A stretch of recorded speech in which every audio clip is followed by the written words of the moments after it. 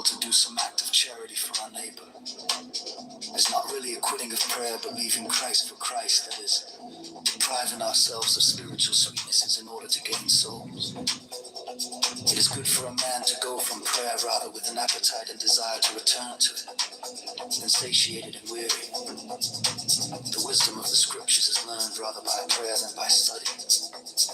Aid a diligent charity in ministering to the sick is a compendious way to the acquisition of perfect virtue.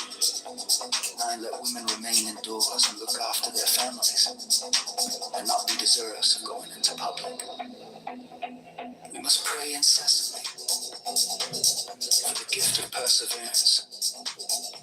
We must not leave off our prayers because of distractions and restlessness of mind, although it seems useless to go on with them.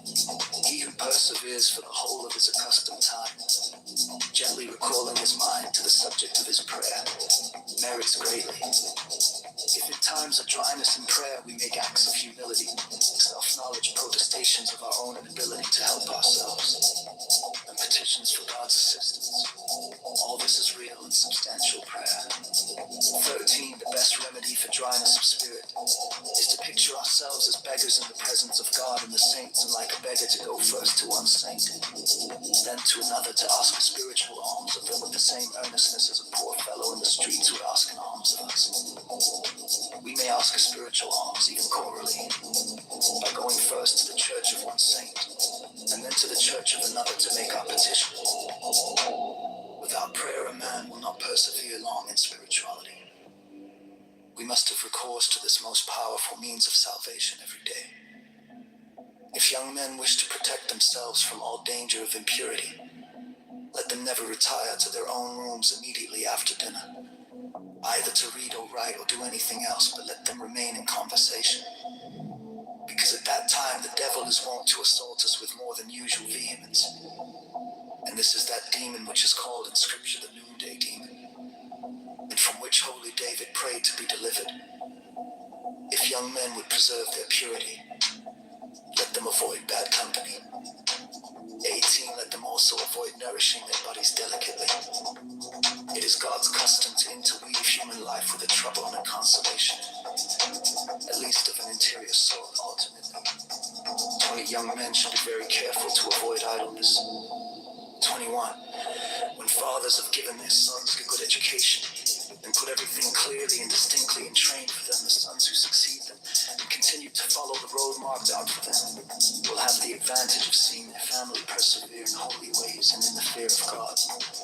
In order to preserve their purity, young men should frequent the sacraments, especially confession. We must never trust ourselves, for it is the devil's way first to get us to feel secure and then to make us fall. We ought to fear and fly temptations of the flesh, even in sickness and in old age itself, and so long as we can open and shut our eyelids, for the spirit of incontinence gives no truce either to place, time, or person. Our sweet Christ, the Word incarnate, has given himself to us for everything that was necessary for us, even to the hard and ignominious death upon the cross. One of the most efficacious means of keeping ourselves chaste is to have compassion for those who fall through their frailty, and never to boast in the least of being free, but with all humility to acknowledge that whatever we have is from the mercy of God. To be without pity for other men's faults is an evident sign that we shall fall ourselves shortly. In the matter of purity, there is no greater danger than the not fearing the danger. When a man does not distrust himself and is without fear, it is all over with him. He who wishes to be wise without the true wisdom, or saved without the Savior, is not well, but sick is not wise, but a fool. True devotion to the Blessed Virgin is actually necessary, because there is no better means of obtaining God's graces than through his most holy mother. Free man should force himself to be obedient, even in little things which appear of no moment, because he will thus render the practice of obedience in great matters easy to himself. He who always acts under obedience may rest assured that he will not have to give an account of his actions to God. Perfection does not consist in such a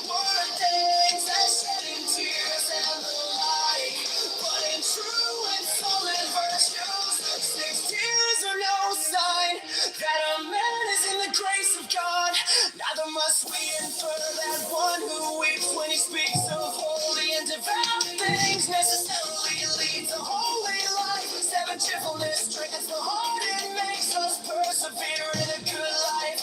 Wherefore the servant of God ought always to be in good spirits. When a man is freed from a temptation or any other distress, let him take great care to show fitting gratitude to God for the benefit he has received.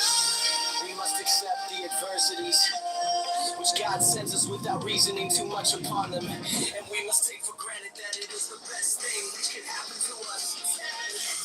We must always remember that God does everything well, although we may not see the reason of what he does. Everyone ought to give it, better really to the opinion of another, and to argue in favor of another and against himself, and take things in good part, where there's nothing more to the purpose for exciting a spirit of prayer than the reading of spiritual books. 13 and 13. Let a man frequent the holy sacraments, go to sermons, and be often reading the lives of saints. Let a man always think that he is God before his eyes. When a man is in an occasion of sin, let him look what he is doing, get himself out of the occasion and avoid this world. There is nothing good in this world. Funny does, funny does. It's all your funny does. 17, we must die at last. Beginners in religion ought to exercise themselves principally in meditation. On the far left days, 19, who does not go down into hell while he is alive runs a great risk of going there after he is dead. 20, the greatest help to perseverance in the spiritual life is the habit of prayer, especially under the direction of our confessor. 21, there is nothing the devil fears so much, or so much tries to hinder his prayer. That an excellent method of preserving ourselves from relapsing into serious faults is to say every evening, tomorrow I may be dead. 23, a man without prayer is an animal without the use of reason. The religious state is indeed the highest, but it is not suitable for all. 25, a most excellent means of learning how to pray is to acknowledge ourselves unworthy of such a benefit and to put ourselves entirely into the hands of the Lord. 26, the true preparation for prayer consists in the exercise of mortification. For he who wishes to give himself up to prayer without mortification is like a bird wishing to fly before it is fledged. We can never arrive at the cat's intended life if we do not first exercise ourselves laboriously in the active life. 21.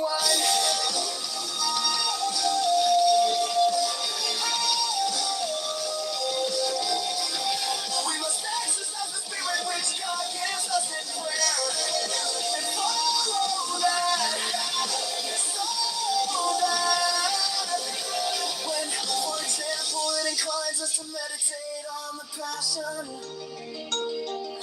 we must not wish to meditate on some other mystery. 21. When a person goes to communion, he ought to follow the same spirit he had in prayer and not be casting about for new meditations.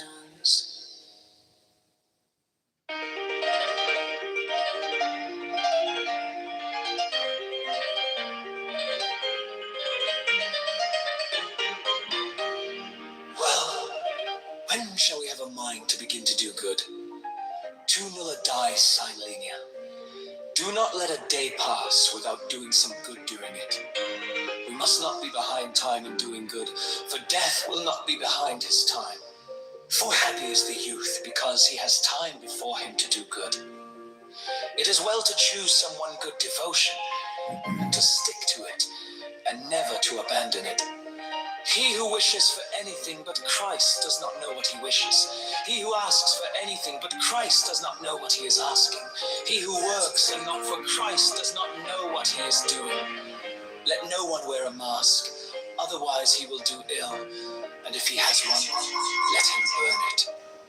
Spiritual persons ought to be equally ready to experience sweetness and consolation in the things of God, or to suffer and keep their ground in drynesses of spirit and devotion, and for as long as God pleases, without their making any complaint about it.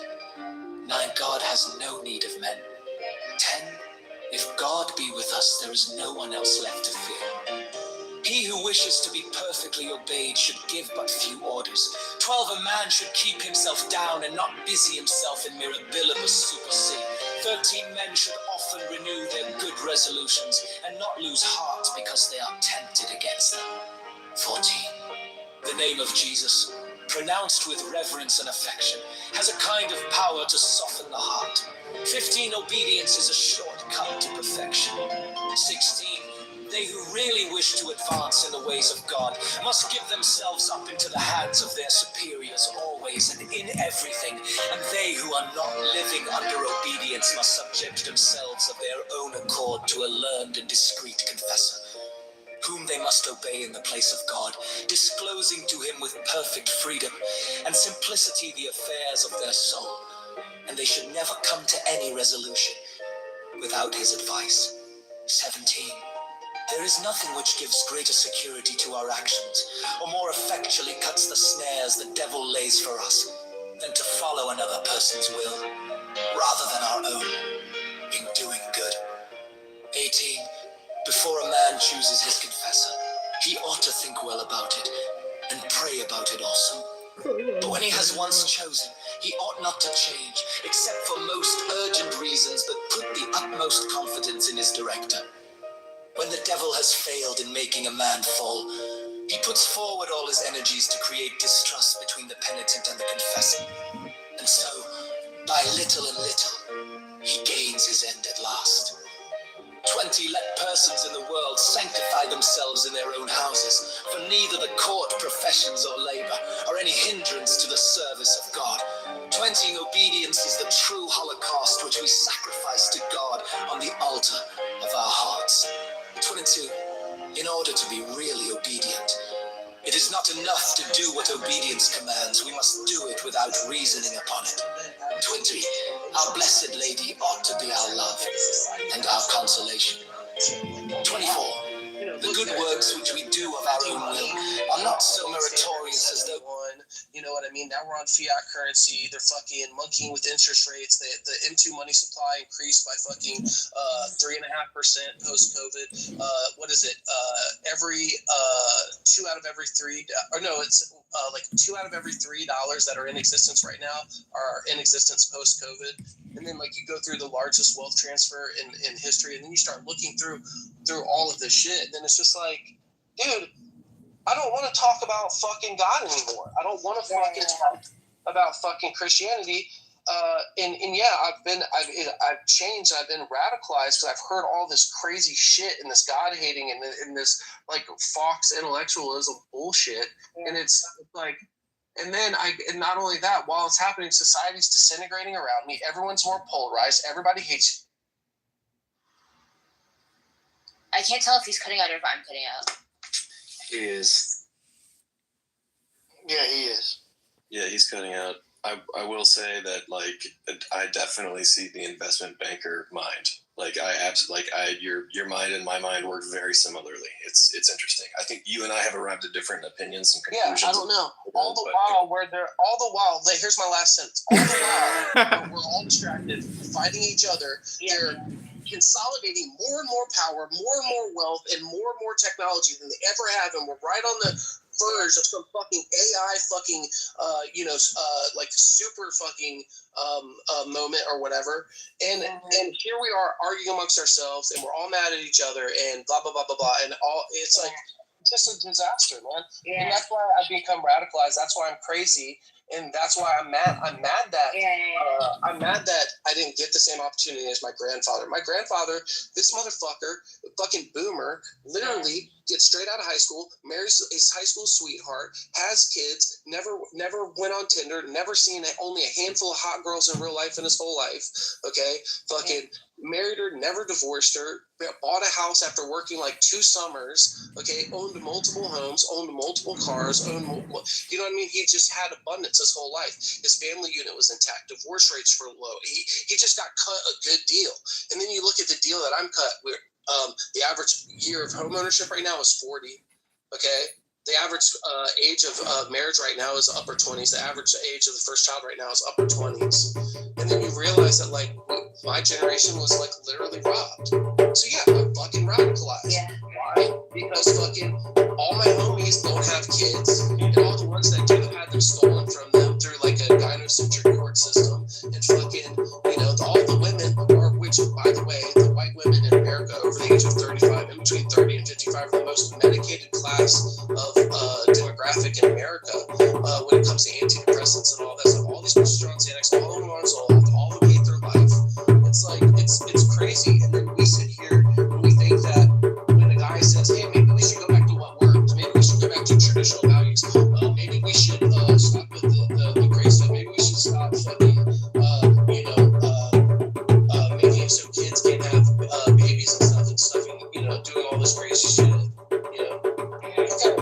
the radical. I don't think I'm a radical. I think I'm the guy that's been paying attention and has realized that it's not safe out here and things are getting bad worse. And I'm trying to look at it from a broader perspective, and I hate keeping, I do come off hateful sometimes. Yeah, you should just control that more. You'd be so much more relatable for people if you stopped doing that. To be honest, you'd get there faster.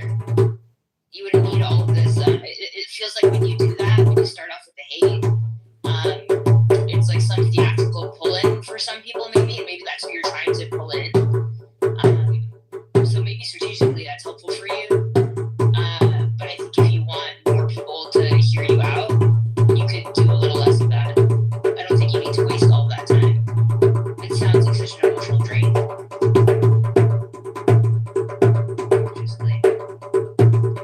And then the worst part about it is that I'm kind of passionate. This isn't like an intellectual pursuit for me. It's not like I care about this stuff. Like I care about our future and our kids' future, and the fact, like they said, Gen Z is never going to own homes. Figure it out. These people are crazy. They literally think that this is the recipe to a stable society. It's unbelievable. So there's a lot there's a lot I don't agree with you on, but there's a lot I do, and I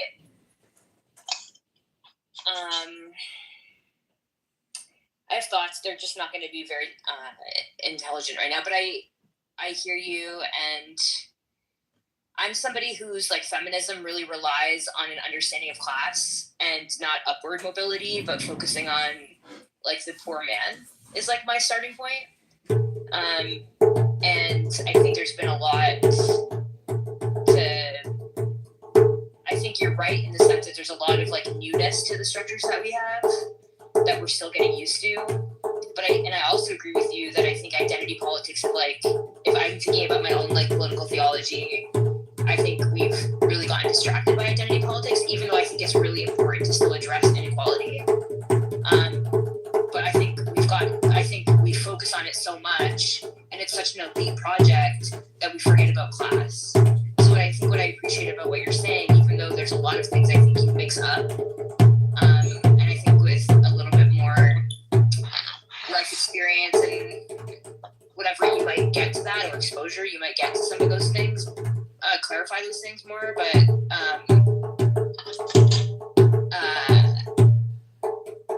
yeah, I think you're right. And like when I look at the social movements and like after 2008, like we had a really robust class analysis in like the populist movements between 2008 and 2012, and then Occupy really freaked people out, and then it like almost immediately became about identity politics.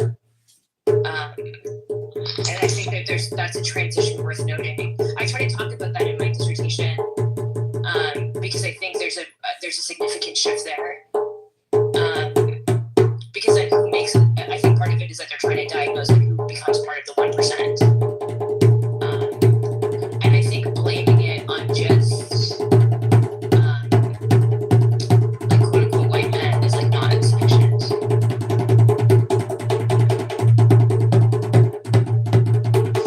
Yeah, I mean, I think that if you look at all the stuff that happened in and around the like larger financial crisis and meltdown and stuff like that, I think you gotta get that like the whole Occupy Wall Street thing. I think is kind of an important moment because if you knew how if everyone really knew the levity and the seriousness of what had actually occurred and what it all actually meant, I think that most people would understand Occupy Wall Street. And they have such a good way of spinning it and obscuring it and putting people against each other. Oh, I'm losing you. And by the time that COVID hit, well prepared, and actually the time that COVID hit, they were so well prepared. They executed COVID so perfectly. It was unbelievable. And they had already had all the division right away. And so it was already a wrap.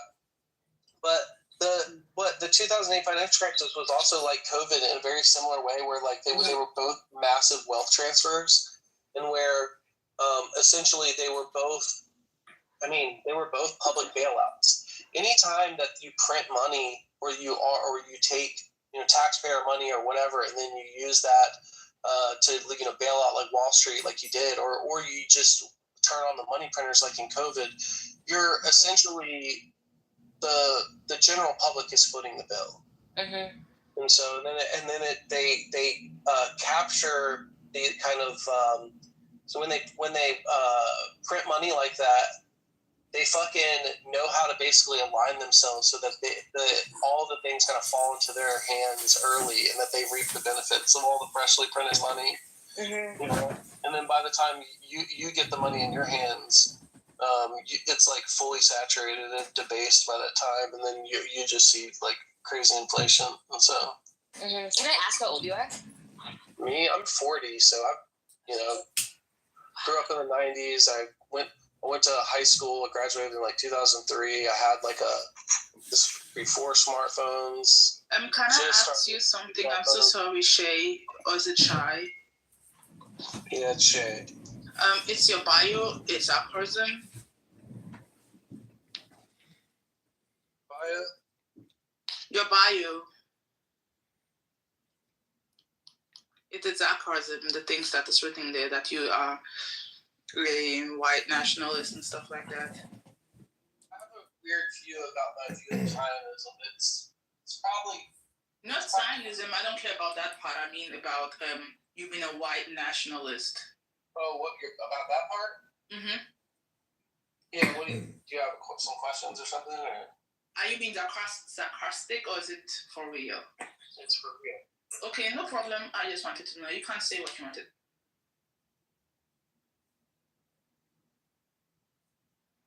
Bambi, this is the second room that we're in. I think we talked with Tam the other day. It's great to see you. I want to talk to you at some point about the conversation we had the other day, but not right now. Okay.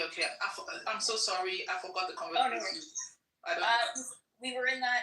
We were having a conversation about like normative ideas of men and women and the roles that they play. Okay. Yes, I remember. Okay, yes. Just so you know, I don't mean.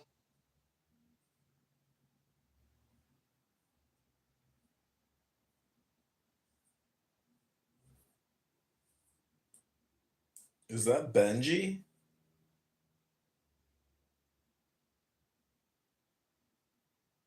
Is this room open? Menti, are you there? You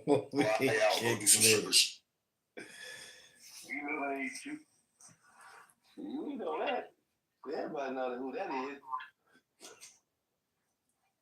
That's big teeth. Rick Ross' baby mama. I know that she fish, where Marduk is the national god of Babylon, and he creates human beings and everything else there is to go with it, including the creations. Creators are the Anunnaki. In my opinion, these are my opinion, folks. Please do your own research. So this is a permanent legal document conferred upon The Anunnaki, the Anunnaki permanent legal documentation. You heard it all, folks. It's just my opinion. Jupiter, Venus, we're talking the universe. Wow. That is a large area. His aptitude towards the greatest God gives him power over the other Anunnaki gods, and his ability to Other Anunnaki gods circumstances back into the original state, redefining the course of fate. It is major literary motif. Holy shit, major literary motifs. The Anunnaki legal documents. All right, I guess we're going to go back to some music.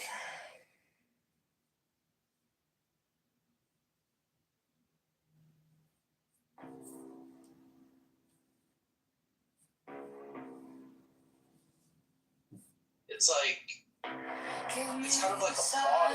It's like, of course, like, it's great. Like, yeah, of course. Like, and it's, you know, be proud and, you know, and all this stuff and pride and, all this. But anything that would do the same thing about white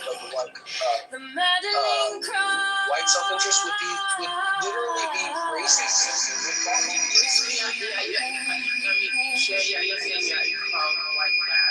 You know what I'm saying? What I'm saying is I don't want society to be organized in such a way that I have white guilt. I don't want society to be organized in such a way that if I were to have, let me give you just one example, because this bothered me. I walked into Walmart probably 2 months ago, and when I walked in, keep in mind that the area that I'm in is primarily a black area. But I walked in this Walmart, and there's a sweatshirt sitting on the rack, and it said, I can't remember exactly, but essentially it was the outline of Africa, and it said something about like African pride or something like that. And there was a bunch that said like proud to be melanated or something. Literally a shirt that said melanated and proud. And I was they were kind of like side by side, like almost like they were like, here's the little racial kind of shirts. And when I thought about it, I said, oh my god, if that fucking sweatshirt had an outline of Europe and said like white pride, that would be racist, and that would be, dude, they first of all went wild in Walmart to begin with. And then I looked at the other shirt and I'm like, oh my god, it's like, it's basically the fact that and here's another thing. There's one other conversation. I was in the gym about this was maybe a year ago, and there was a black firefighter. This gym I go to has like a lot of like firefighters and a lot of guys in the military. So what's good, man? He's an older black guy, in shape, firefighter, boom, boom. This kid comes up and the kid's like talking about firefighting, and he's like, oh man, are they, he's younger man. Oh, are they recruiting? The black guys are the guys that they both black men, the older black guy that's a firefighter. Yeah, they're recruiting. And then he goes like this. He says like out loud, he's like, and they do a good job about hiring young black men. And he was basically saying that like you have a really good chance, because you're like a young black man, stuff like that. It was like saying it like out loud in like a public restroom. And I was saying, dude, imagine if I was sitting there telling a white guy like, hey, bro, you're in there because you're white. You know what I mean, bro? Like we hire white people. Can I say something? Shay, you're so close. I think you would be better. Like, so you and I share a similar critique about kind of the overemphasis on identity. So, even the fact that like there's something being constructed in some sort of like monolithic way that there's something called black or so black, as if it's always a monolithic thing. and we see it like in the marketplace, like which you just described in this like really like individual example. But I've been studying this like in a broader collective way, so I see how this becomes like identities become brands, and I also see how this like shapes policy, and I also see how this is impacting things like civil society. And I think that there are like different levels of analysis that you could have. I know you're not even made Clubhouse even better. Simultaneous music, so I think are really useful. It's like hiding the speech in the music even. And actually are very close to some of the aspects that I mean, we're getting right? For example, I think that the cynicism you have the whiteness part of it The whiteness. When I look in the mirror, do I see like a white piece of paper? These people describe humans as white or black. They're so stupid. It's not. That means nothing. These are the dumbest people wasting all their time doing politicking. This is their politic. This is Bird's politicking. Wasting all their time. He's very close. I think he's very far away from it. I feel like reading his bio really I'm not Andy's bio isn't like conversation. I know, but I think that's as a white people this thing to him was very interesting. That's why some people will read his bio and start asking like yeah, I know and whatever. I think certain things that are everybody should have that ideology. I feel like you don't have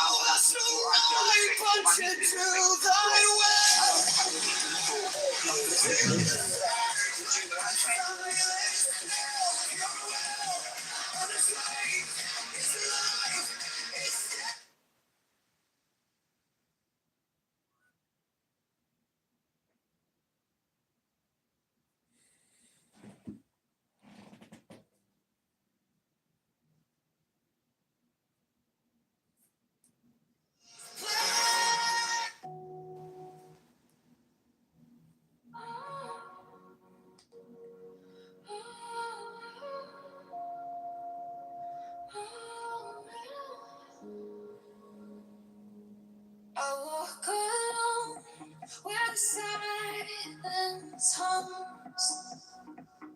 No shadows chase, no voices come.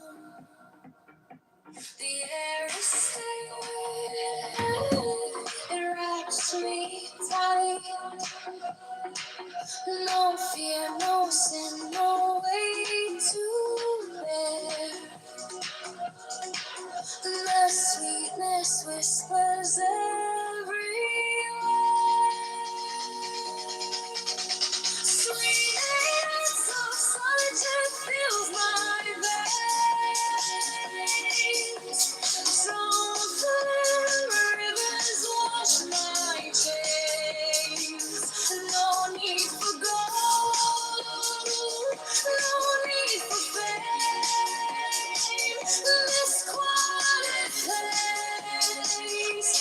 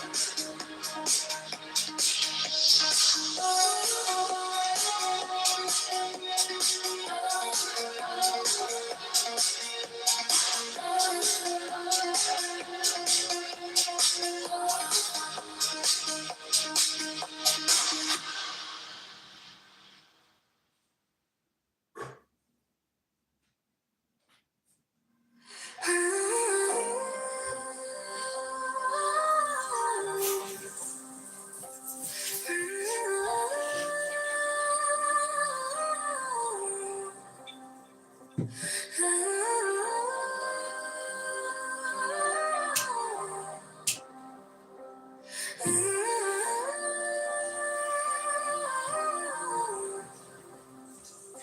fire burn like passion wire. No losing through like hatred piled.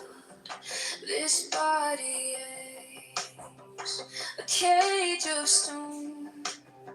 Rest whispers soft, the only throne. Hunger's the beast, the sharpest sting. Body cries, its constant claim. But oh, to know, to truly see, Nirvana waits, it sets us free. Pain walks close, a shadowed friend. Each step we take, it will attend. But joy lies quiet, just out of view. A higher peak, a sky so blue. Feel the weight, feel it break. Every ache, every quake. Hunger's the beast, the sharpest sting. The body cries, its constant cling. But oh, to truly see, Nirvana waits, it sets us free. No flame is fierce, no chain is tight. This body's war, this endless fight. But higher still, beyond the fray, rest calls my name, and I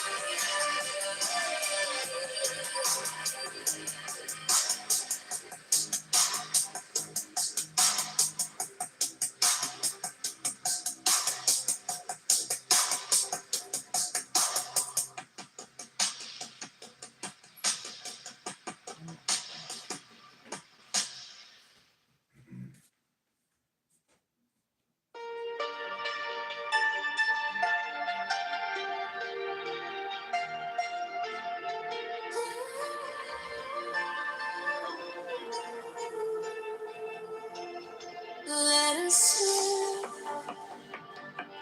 let us breathe, free as air. No hate, no chains, no despair. Among the shadows,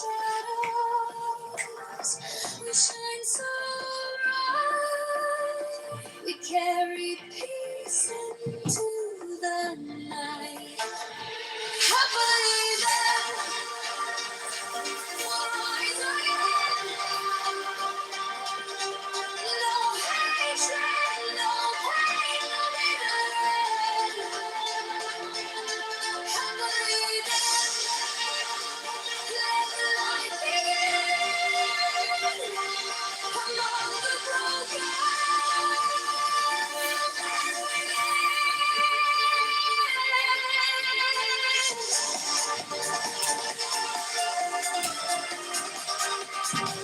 Let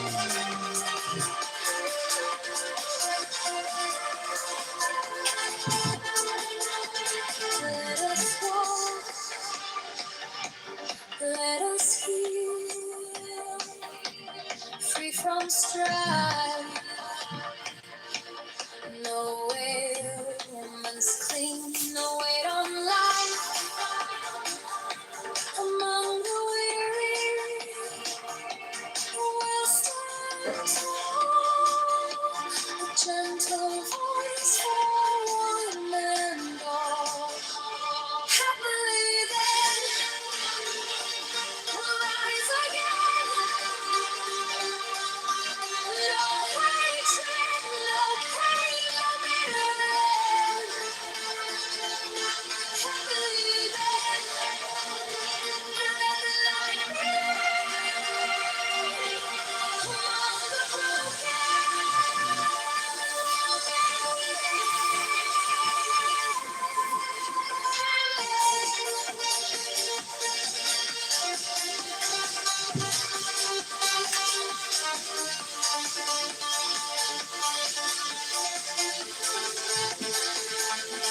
free from greed, we'll plant seeds. Among the hungry, we'll meet their needs. Let us live.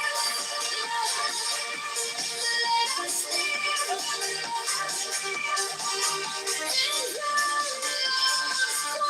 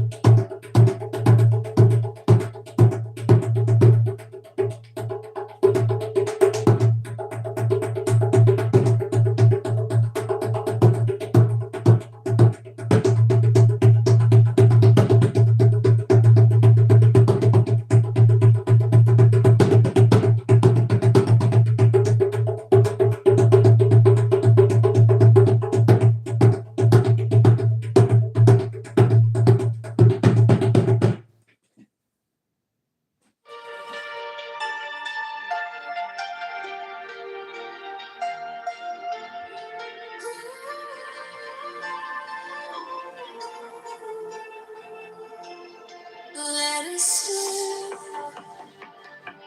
Let us breathe. Free as air. No hate, no chains, no despair. Among the shadows, we shine so bright.